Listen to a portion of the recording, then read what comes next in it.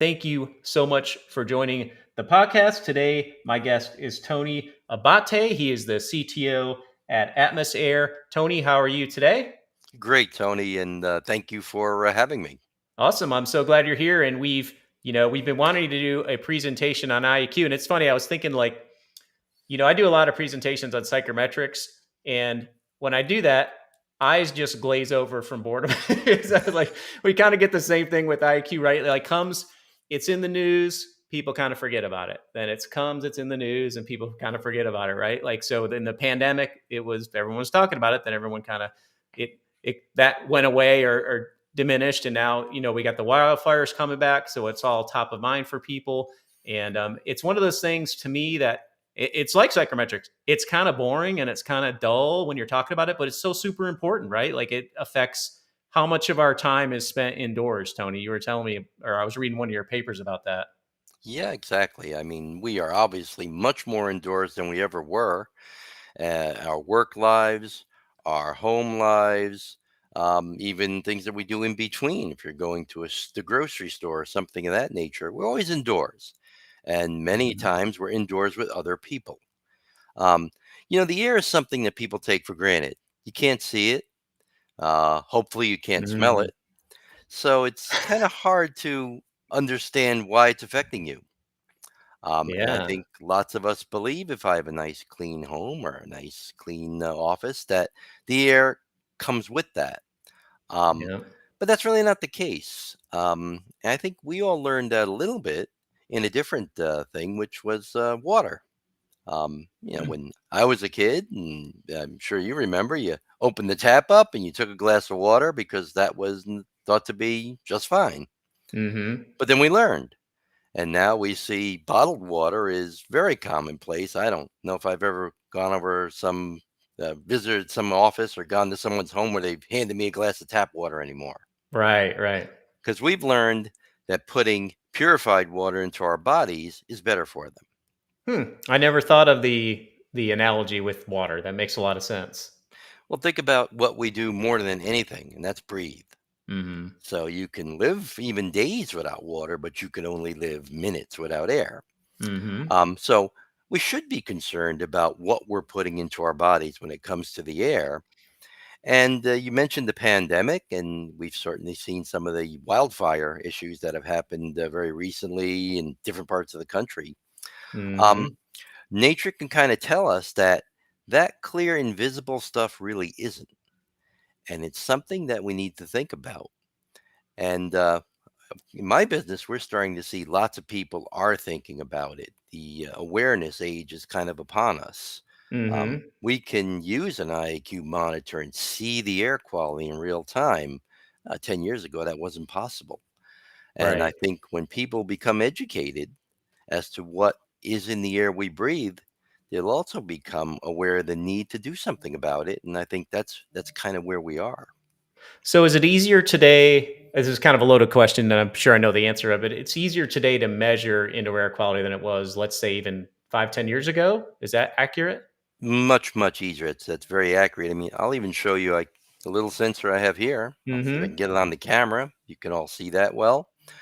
But here's Yep. a sensor that's, a fairly affordable sensor. It's usually used commercially, but it could be some for someone's residence also. It's kind of showing you the state of the relevant readings of air quality, but it's also showing you in those big numbers on the screen a difference between the outdoor air and the indoor air. Nice. And of course, what you're seeing here is exactly what we always hope to achieve: is that outdoor air is, kind of okay. And I've Mm-hmm. seen this go into really colorful spectrums this past week with some really high numbers on the Did you outdoor. see a lot of it where you're at? So you're in Connecticut, right? Yes, I mean, Yeah. we had some very dramatic days last week Mm-hmm. here in Connecticut.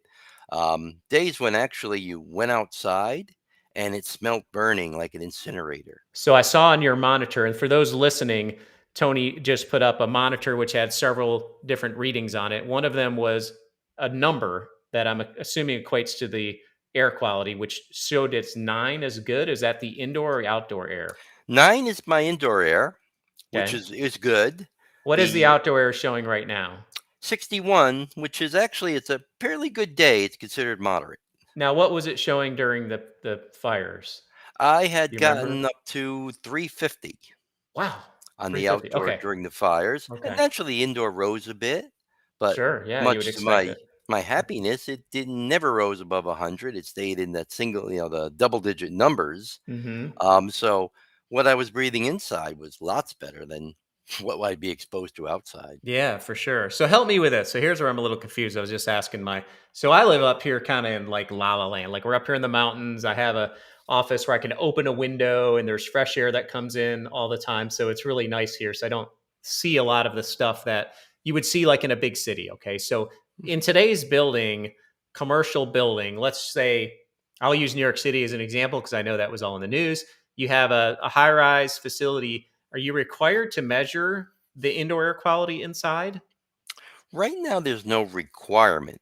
Mhm. However, that's something that's actually going to be coming of age pretty soon. Now, there are different standards that actually, I should take that back, that do require measurement. If you're Mhm. a LEED rated building, the USGBC in their The lead standard building, yeah. Mhm. requires monitoring. If you're familiar with the well health and safety seal, the well standard, that also requires air monitoring. Um, One of the things that I'm trying to spearhead in within ASHRAE, for people that are familiar with ASHRAE, I'm Mhm. very active in many ASHRAE committees, but I'm actually starting a committee that's going to be looking at how to properly design an air monitoring system, and also what constitutes a quality air quality monitor. What's the performance of those Mm. systems? I think that's very important. There are lots of monitors that are honestly not very accurate. Yep. There are lots of folks that really don't know where you should place a monitor, how many you should have per different footprint. And so you'll get numbers that don't really represent what's actually happening. So I think guidance is needed. And, in engineering, the guidance mechanism is always ASHRAE. Yeah, I know, like, when I'm on a job and when I'm on a job measuring something, usually it's just, like, one of the properties of air, like temperature, relative humidity, but I know when I'm there measuring that, if there's 5 guys there with some sort of device to measure that, we're all over the place. We're all over the Sure. place, and we look at the outliers, and then we take the 3 that are closer, and then we use the average of that as the and so I understand what you're saying. The different, monitors have different quality, and then, the other thing is you may have a monitoring system that's not been touched for a couple of years, and is it even working anymore? Is it accurate? So maintenance is super important on Mhm. those things as well. So yeah, I think that would be great if ASHRAE had kind of a standard of where to put them, what makes a quality monitor, what they look for, and stuff like that. So um, Yeah, and I, in many different ASHRAE committees that I'm participating in, the performance rated metric is starting to gain a lot of momentum versus the prescriptive rated metric, which has been traditionally what ASHRAE has built standards around, prescribing what to do. mm-hmm. So now it's about measuring what's happening and adjusting. That's where I think monitoring is going to come into play. I think that's going to affect how you engineer and design air cleaning systems when you're actively monitoring as well. Systems that need to be dynamic and adjustable versus static. So just so I understand, and our listeners, we're talking about the prescriptive method would be like the ventilation rate procedure. So many CFM of outdoor air per square foot per person. There's all kinds of different variables in there, and then the measurement method. Did you say would be the IAQ method? Yes, exactly. It's called the IAQ procedure in Mm-hmm. in the ASHRAE 62 standard that you're talking about. But basically, it's the engineered approach. Right. IMC recognizes it too in section 403.2. And basically, that's when you understand your indoor environment. You design an air cleaning system that can address what are the contaminants that might be typical to that environment. And Mm-hmm. then you have a way to kind of measure your successful outcome. So when you put those things together, you really now are starting to build a performance based system and not a prescriptive based system. And quite frankly, as we all know, buildings don't stay the same, people don't stay the same. Everything Mm. changes. I mean, look at the dramatic changes that happened during the pandemic. But as Right. Right. changes occur, you need to have systems that can monitor and also be able to adapt to the changing conditions. And that's where I think we all need to be with our buildings.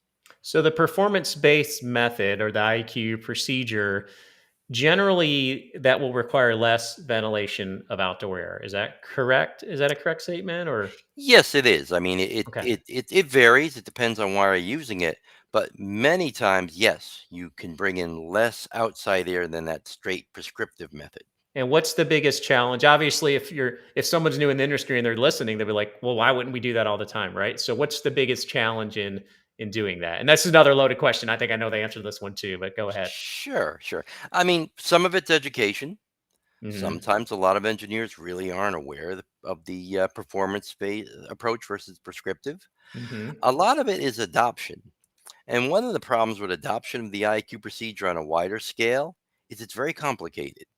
There's lots Mm. of calculations and mass balance equations you need to perform. And you kind of get a mechanical engineer out of his comfort zone. They're used to, loads and set points and things of that nature. They're not used to thinking about levels of toluene or PM 2.5. Um, Now, one of the things my company's done, and really quality providers will do, is build calculators. So when Mhm. we go to an engineer and they want to use the IQ procedure, which we highly recommend because the engineered approach is more precise, Mhm. we'll hand them a tool. We've built in all the mass balance equation calculations that ASHRAE calls for, so that way they can easily perform the calculations, use it as part of their design that could go into their ventilation requirements, and then realize lowered outside air. It can have very long legs when it comes to your equipment sizing, your operating costs. There's many different advantages as well as better air quality.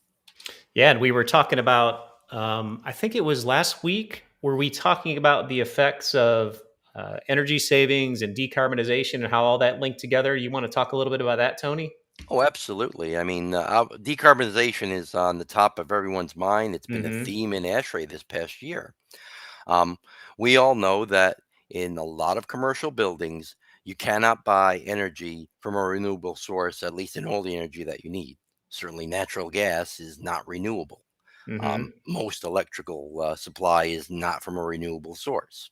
Hmm. So, in a sense, you have to add to your carbon footprint in order to run that building and bring everything to comfort. Um, the biggest factor in HVAC energy in a building is the outdoor air. You're Hmm. bringing in air that's unconditioned and you have to bring it to comfort.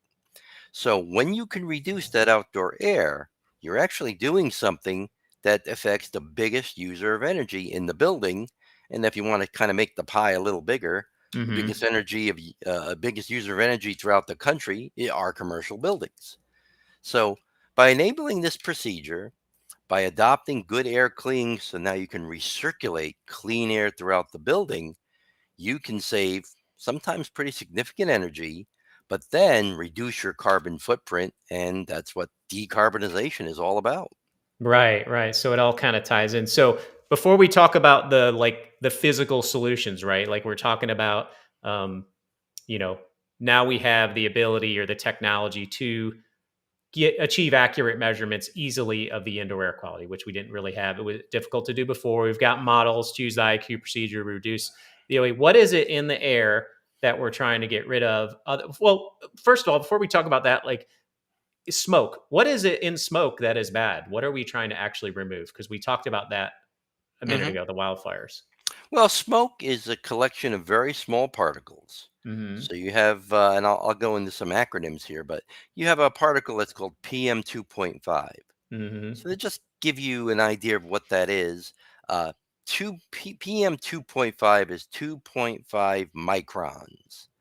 A micron is 1/25,000th of an inch. So you imagine how small that It's pretty is. small. I mean, if you pluck the hair out, a PM 2.5 be a tiny little bubble on that hair. Wow. Um, so these are microscopic particles. Also within wildfire smoke, there are particles much smaller than that PM 2.5. Um, that's part of what happens when smoke is in the air. And Hmm. when you start to see it, it's because enough of these particles have concentrated so much that they become visible.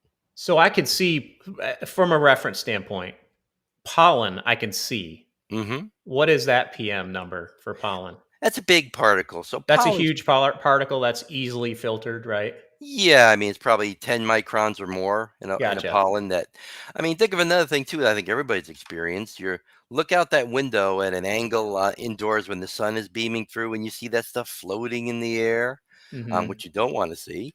But those are bigger particles. Those are things that are Gotcha. larger than 10 microns. You're not going to see the PM 2.5.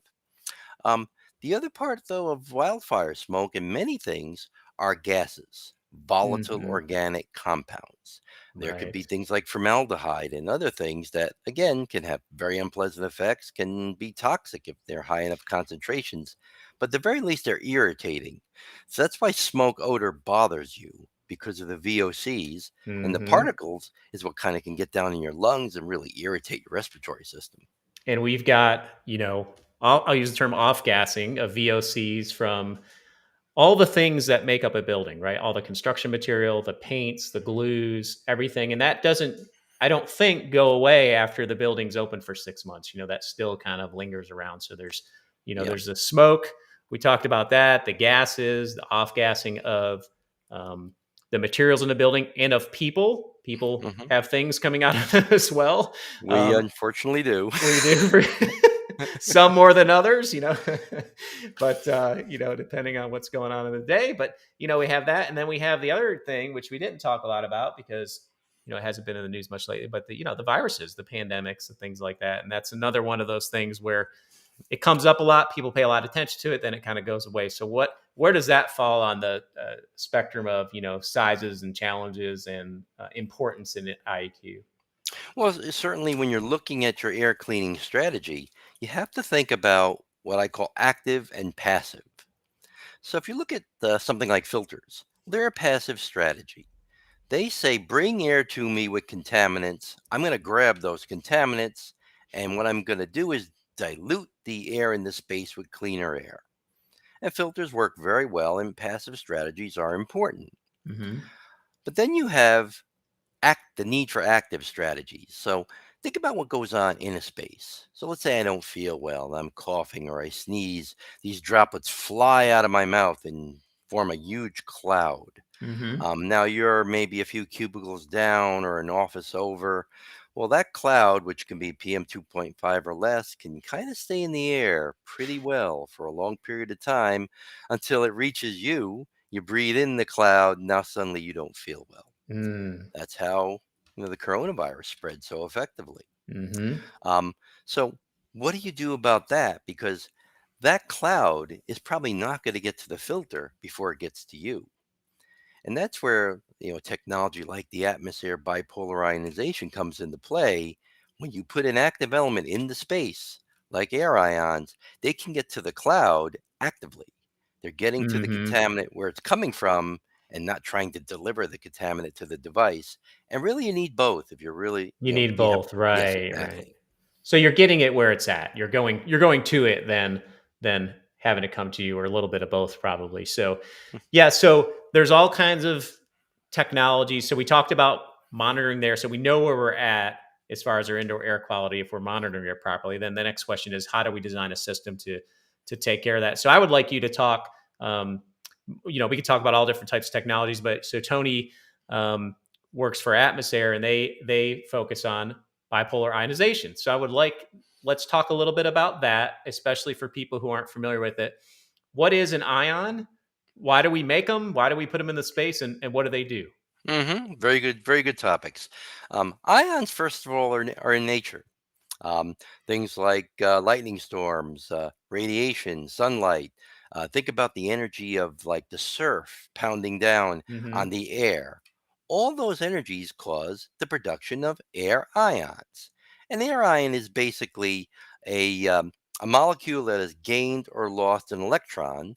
And when that happens, it becomes either a positive or negative ion, but it takes like a neutral, unreactive element like oxygen and turns it into something that's active, that wants to kind of react and integrate with other things around it.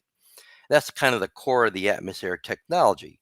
So a Replicate. charged particle, Exactly, right? exactly. And we're just basically with our technology trying to replicate what you might find if let's say you were in a mountain area or if you Hmm. were out of the city, far away, deep into the forest.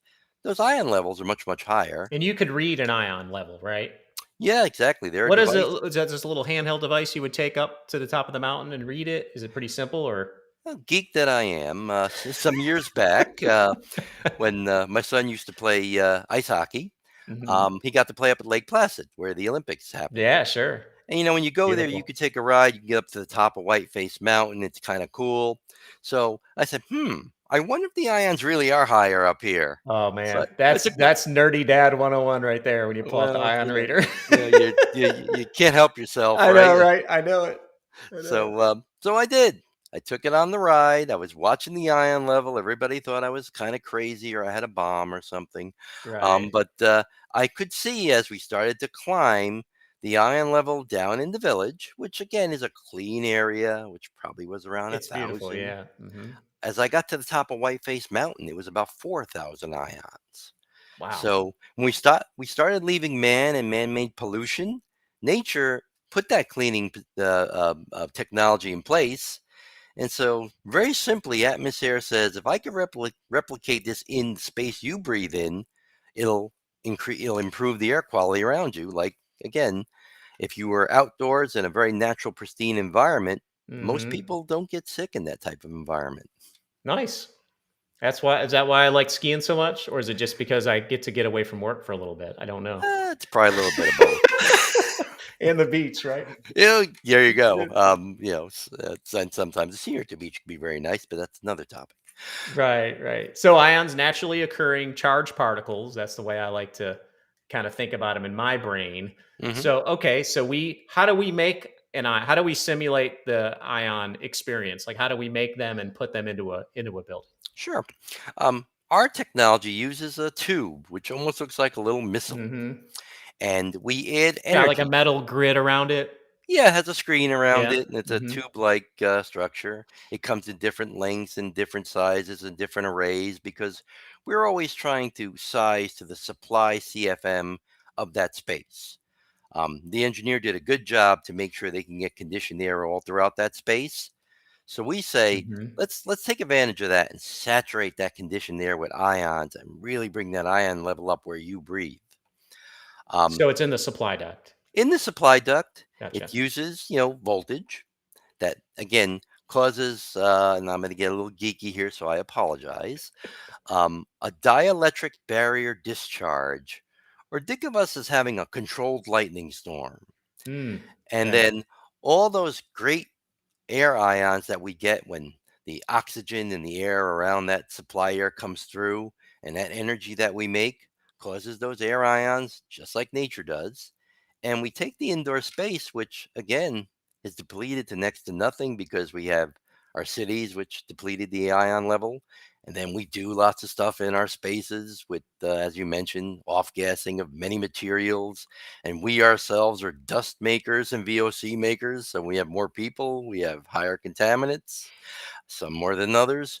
But at Yep. any rate, um, we bring that level back up, and that produces natural effects that reduce particles, reduce volatile organic compounds, and reduce microbials like bacteria, viruses, and molds.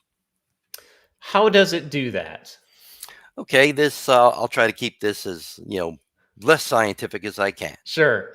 Um, we cause particles to become attracted to other particles. It's called agglomeration. They Right. get bigger and they get heavier. When that happens, one or two things occurs. Lots of particles, and think about that cloud of viral particles we talked about, may come from the ground up. They may get into that 4 to 7 foot breathing area where we live, and they may never come out of that air. They might not ever get to the They're filter, which suspended. suspended. They're And suspended, right. so And when they drop out, it's not like this is a microscopic thing, right? You don't have to go around and sweep up your no, no, smoke no. particles or anything, right? You If can't even see it. if you're seeing dust collecting, you have bigger problems than air quality.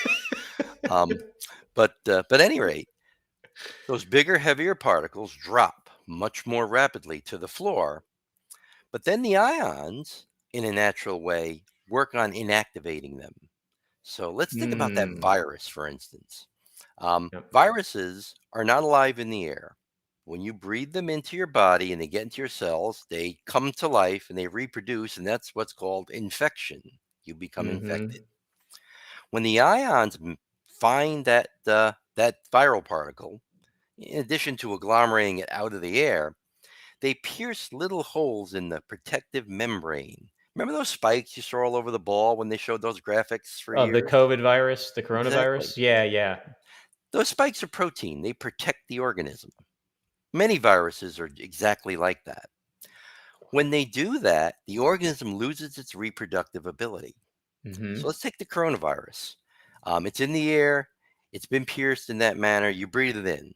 Well, now it can't reproduce, so it can't infect. So that's what So it renders it unable to harm you, basically. you can call it neutralized, Neutralize, yeah. disinfected, sanitized. There's lots of Gotcha. words for that. But that's what the ionization effect does. So particles get taken out of the air, and in addition to viral particles, the smoke particles, the dust particles, the things that can irritate people, that can cause allergic reactions, that can cause that scratchy throat or those itchy eyes. Those are taken away from where we breathe actively in the Mm-hmm. space where they're being generated. Those VOCs, those gaseous contaminants, are really chains of hydrocarbons. The ion breaks the hydrocarbon chain. It might do it many times, thousands of Mm-hmm. reactions.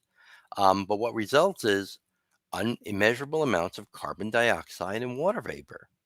Things Mm. are inert, things are not irritating, things are really harmless to people. And of course, I mentioned all the microbial effect, and that holds true for bacteria and molds as well. When they can't reproduce, they don't spread and they shrink away. Mm-hmm. Um, One of the things that Atmosphere we've always prided ourselves on is we're a testing company. That was My gonna be back, my next question. Like, this is all sounds good on a whiteboard or a chalk. We used to call it chalkboard, but how do you test? How do you know it's doing what you're thinking it's going to do? Like, how do we know that? that was my first question. My background is in air testing. I've done for many years field air Hmm. testing, environmental analysis, and all sorts of applications. And when I came across this technology, which was very prevalent in Europe for many, many, many years, that was my first question. Sounds great. Does it work? So Right. I took it out to all my problematic applications that I knew of, Hmm. places that had active mold growing, bacterial problems, odor complaints. And I could see for myself, not with the nose, which you can notice, but with the dials and the gauges. I could see The the monitoring. improvements. Exactly. Right. And then, of course, you take it a step further. You take it to laboratories. You perform Hmm. controlled tests where all the variables are kind of eliminated, except for the the environment with or without your technology. And that's what we've done. And what I'm also proud of the fact is that we've always tested to standardized test methods, not a customized method. We didn't tell the laboratory, hey, test my product just like this because I kind of feel like I'm going to get a good result. We Right. said to the laboratory, here's my product. How would you test it? And they'd say, well, for it to be relevant, we need to test to this standard because that's what the EPA would recognize, or Hmm. that's what an ASHRAE would recognize, or things of that nature. And that's how we tested. And with outstanding results, we're in coronavirus, just to pick one, we were 99.92% effective on Measured, verified results. exactly by an independent lab. Again, according to a protocol they would use to test a sanitizing product that you might use as a household cleaner. Hmm.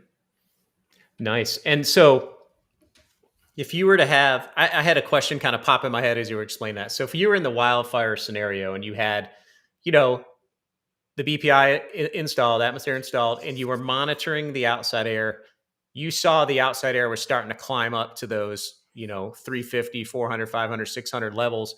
Do buildings take action to turn off the outside air in those scenarios, or do they just keep going, or is it all over the place? Is it all different, Tony?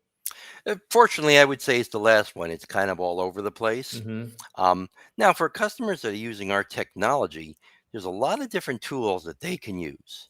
Number one, of course, you have the awareness. If you see the air quality starting to decay, well, you can take action. You can close your outside air dampers. You can slow down some fan speeds. Um, our technology is very unique in the fact that ionization technology can be adjusted.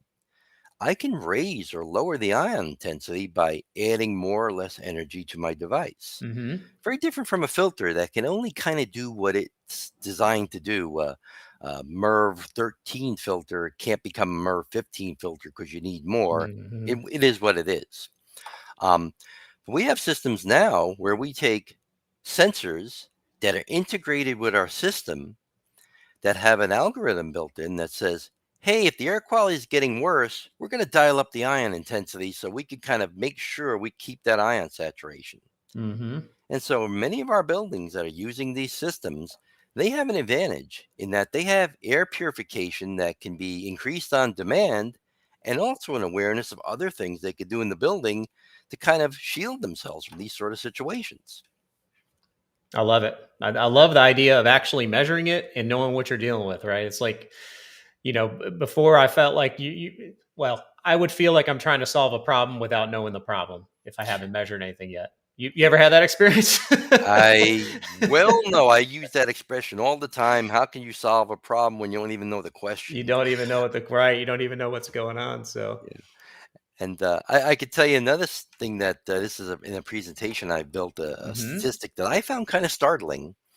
86% of the world's population has a smartphone. That's not Mm-hmm. too startling. Everybody has a smartphone, right? We're carrying a computer in our pockets all the time. We're aware of a million things because of that. But only 10% of commercial buildings have a essentially automated building control system. Wow. Now you think about that, 90% of the buildings are just kind of hoping for a result. Right. Right. So one of the things I think we have to do in our designs in our buildings is use technology, use automation, use all these tools that are available, and kind of bring them into the modern age, and kind of you know do stuff that can make people safer and healthier in buildings. It's all there, just needs to be adopted. I love it. That sounds like a great way to end it. And Tony, we thank you so much for joining us today. And we hope to have you back soon. Will you come back soon and talk to us some more? Absolutely, Tony. As I said, I could talk about this endlessly, but thank you. I appreciate it, and I appreciate the audience as well. Great. Thank you, Tony.